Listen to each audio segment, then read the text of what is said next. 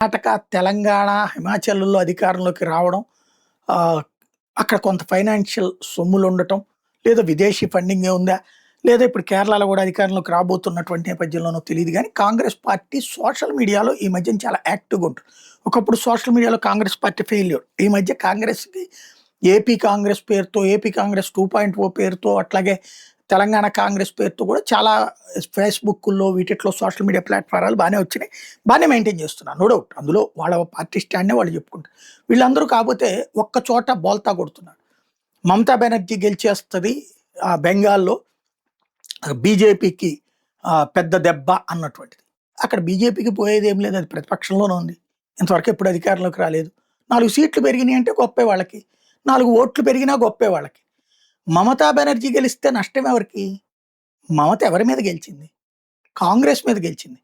కమ్యూనిస్టుల మీద గెలిచింది. కాంగ్రెస్ ప్రభుత్వానికి కమ్యూనిస్టులు కూలిస్తే అప్పట్లో కాంగ్రెస్ నాయకురాలు మమతా బెనర్జీ. ఆ కమ్యూనిస్టుల మీద పోరాడి కాంగ్రెస్ వల్ల కాదని చెప్పి, ఆ కాంగ్రెస్ నుంచి బయటికెళ్ళి కాంగ్రెస్‌ని దగ్గరకు కూడా రానీయకుండా, ఈ ఎన్నికల్లో ఒక్క సీటు కూడా ఇవ్వకుండా తను పోటీ చేసి గెలిస్తే అది కాంగ్రెస్‌కి ప్రయోజనం ఏమన్నా ఉందా? మోడీ మీద ద్వేషంతో మోడీ నాశనం అయిపోతే కాంగ్రెస్ గెలిచేస్తుందన్న ఒక విచిత్రమైనటువంటి సాడిస్టిక్ భ్రమతో బ్రతుకుతున్నారు. మమత కనుక గెలిస్తే అతి పెద్ద దెబ్బ ఎవరికి? రాహుల్ గాంధీకి. ఇప్పటిదాకా ఐఎన్‌డీఏ కూటమిలో కన్వీనర్ ఎవరిని లేకుండా జాగ్రత్త పడుతున్నాడు రాహుల్ గాంధీ, మల్లికార్జున్ ఖర్గేని ముందు పెట్టి. వాస్తవంగా ఒకప్పుడు యూపీఏగా ఉన్నప్పుడు యూపీఏ చైర్పర్సన్‌గా సోనియా గాంధీని పెట్టారు. ఐఎన్‌డీఏకి ఎవరు చైర్పర్సన్ కాదు. ఎందుకంటే ఐఎన్‌డీఏలో చేరిన సమాజ్‌వాదీ పార్టీ, ఆమ్ ఆద్మీ పార్టీ, కమ్యూనిస్టులు, మమతా బెనర్జీ వీళ్ళందరూ ఒకప్పుడు తృతీయ పక్షం. తృతీయ ఫ్రంట్ కూడా రెండో ఫ్రంట్‌లోకి వచ్చేసి కలిసిపోయినటువంటి సందర్భం. కానీ ఎన్నికల్లో చూస్తే కేరళలో కమ్యూనిస్టులు వర్సెస్ కాంగ్రెస్ అంటే ఐఎన్‌డీఏలో భాగస్వామ్య పక్షాలే కొట్టుకున్నాయి ఇప్పుడు. అలాగే ఇక్కడ భారతీయ జనతా పార్టీ వర్సెస్ ఇదొచ్చిందంటే అక్కడ కాంగ్రెస్ పార్టీకి కనీస సీటు కూడా ఇవ్వలేదు మమతా బెనర్జీ. అక్కడ రేపు పొద్దున గెలిచిందే అనుకుందాం మమతా బెనర్జీ. ఏమంటది జాతీయ రాజకీయాల్లో? తను వస్తానని ముందే చెప్పింది కదా ఢిల్లీకి.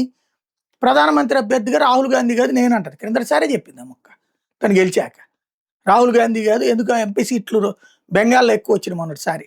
కాబట్టి నేనే ప్రీఎం క్యాండిడేట్ అని చెప్పింది. కాబట్టి 99 కాంగ్రెస్‌కి వచ్చింది కాబట్టి సైలెంట్‌గా ఉంది.